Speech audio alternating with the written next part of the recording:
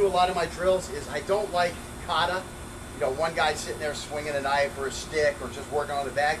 I like to do all my classes where you're actually doing it with another person.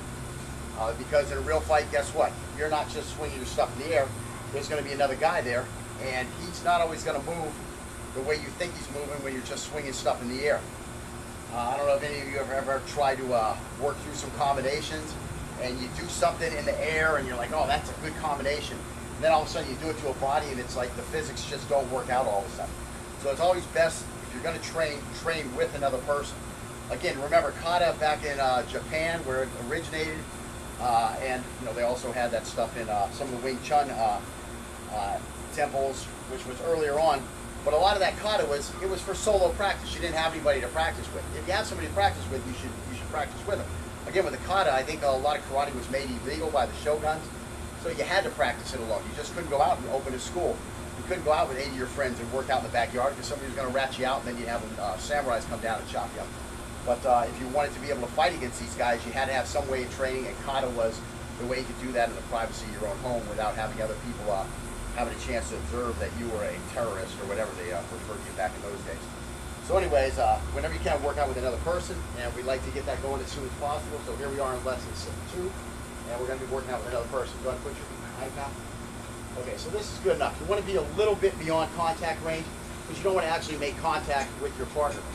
Later on, when we're making contact, we'll be using foam knives, and we'll be able to whack the hell out of each other. But for this drill right here, we just want to get him in the ideal move. So what you're going to do, Scott, is you're going to get in that good stance, get a ball of the foot in the rear foot, and I'm going to step towards you, and you're going to step back. Okay, so I'm going to do a step through, just to show you, don't move right now. So I'm just going to be here like this, and I'm just going to slash like this. And you're just going to move back and avoid your slash, okay? You're not going to move until I move. Now you can see I can't get you, so you don't have to be super fast. Later on, when we're close, you'll have to be super fast. But that'll be a different lesson. Okay, so again, here I go. Yeah, that's it. And that's it. Okay, so now you're going to come at me with 2. And so I'm back, and I'm back. Okay, so now we'll just do this back and forth like 10 times. Stay right where you are. So now I'm coming at you. So there you go. There you go. Good. And slide back a little, come towards us a little. Are you ready? Coming at me. And whoops, sorry. Jump that one early. Okay, stay right where you are when you get done. Just let me go at it. Okay. Okay, come to you. Ready, go ahead. Okay. They just stepped drag though last time. I don't know if you noticed. Ooh, it's hot out here. You have to do all another drill. We'll do about 3 more, and we'll go on to the next drill. Well, then we'll finish our thing here. Get a water break on the next one.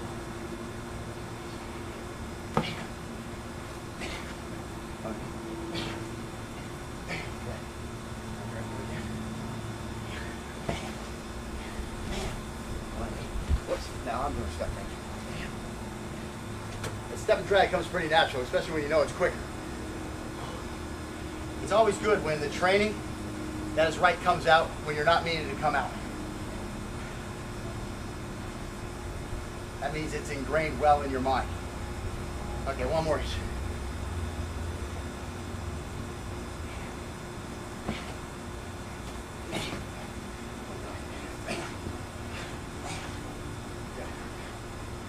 So that's a little drill you can do back and forth. And again, as you get more advanced, you get more comfortable with it, you're going to actually be trying to hit each other with that one. Okay.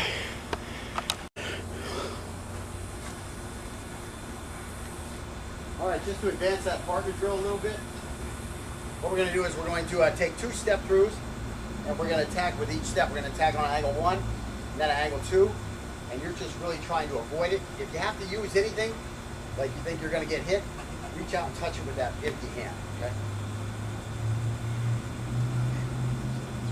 Bam, bam. You got to get up with there.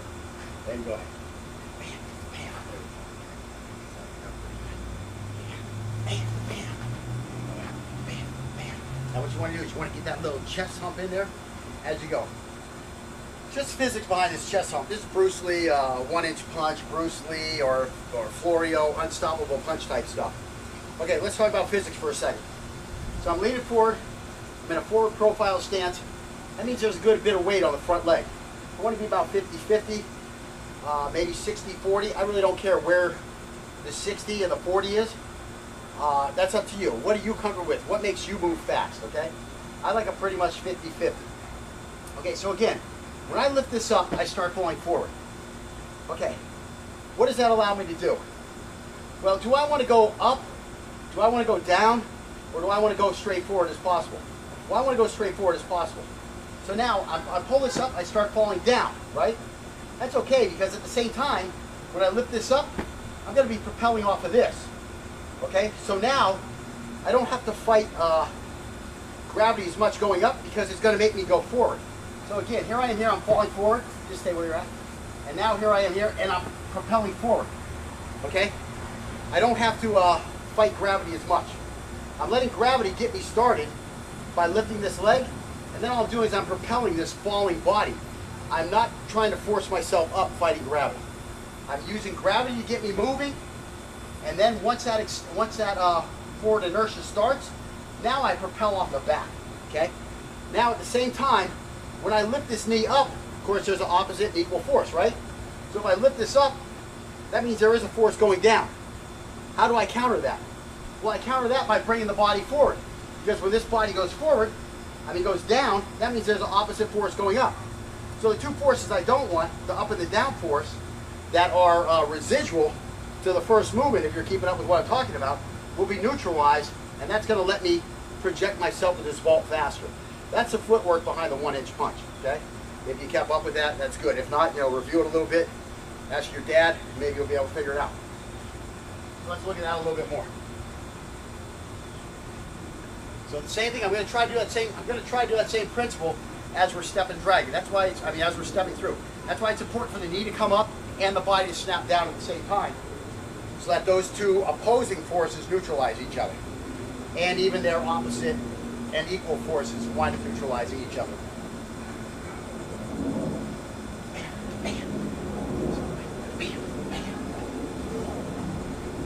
The problem, once you're going forward, you're the guy going forward, it's like you stop, you're still like on this lead, whoa, and now he starts that attack. It's very hard to get going backwards. A step and drag will work much better, because you're going to use much more force to get you going back with that back leg.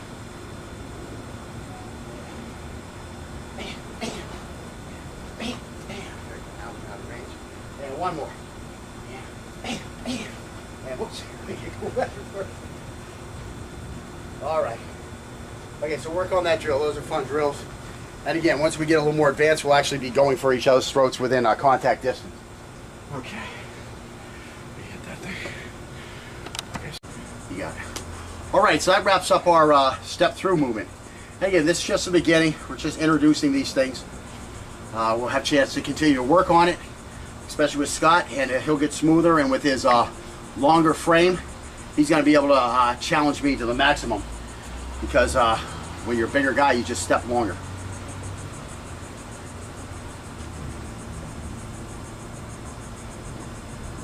A little water break there. Okay, so hopefully we've been able to effectively adjust the timing of our weapon deployment so we are fully extended when our movement has us in range to make contact while stepping through. The knee lifting is what triggers the movement, again, versus the weapon triggering the movement. And the weapon will not begin its attack until after we've begun moving forward. This is an example of how style can dictate technique. We talked about that in the beginning with grips, how that's going to dictate technique. Again, movement can dictate technique. Let's see. With practice, these steps will become very quick, and we may be able to quickly cover over 8 feet with a single step through. Now, these are big flying knee type step through steps, which we weren't working on today. But if you're way over here and somebody's getting attacked way over here, and you want to come in with like a Superman punch on angle 6, kind of what was that movie? Troy. Oh yeah. What was the guy's name? Achilles. Achilles style. That's what he's doing when he's doing that. He did a big step through. He's coming through with step through, short and choppy at first, as he's moving towards this guy doesn't know what he's doing, and boom, he flies up in the air. Of course, I believe he had the blade in his right hand. He flies up in the air towards the flank of the guy, gets up high above his guard, and boom, right between the, right just behind the clavicle, severing the subclavicle with the particular blade he's using. I can't remember the name of that blade. I wish I could. Something with an S, I think. He's actually getting down deep enough, probably to sever the aorta, maybe dissect the heart right down the center. And that's why the dude just falls out when he's done. There's no more blood pressure to keep things moving. But, you know, it's the same principles. I don't know if any of you have ever tried to work through some combinations, and you do something in the air, and you're like, oh, that's a good combination.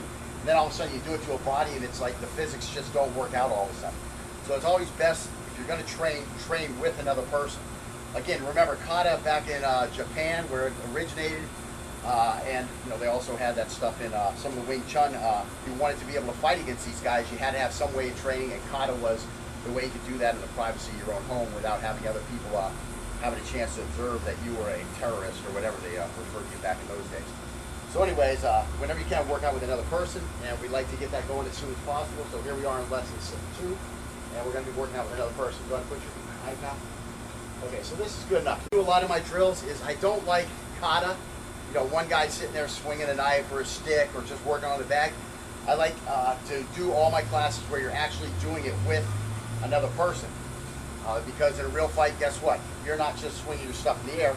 There's going to be another guy there, and he's not always going to move the way you think he's moving when you're just swinging stuff in the air. You want to be a little bit beyond contact range, because you don't want to actually make contact with your partner. Later on, when we're making contact, we'll be using foam knives, and we'll be able to whack the hell out of each other. But for this drill right here, we just want to get him in the ideal move.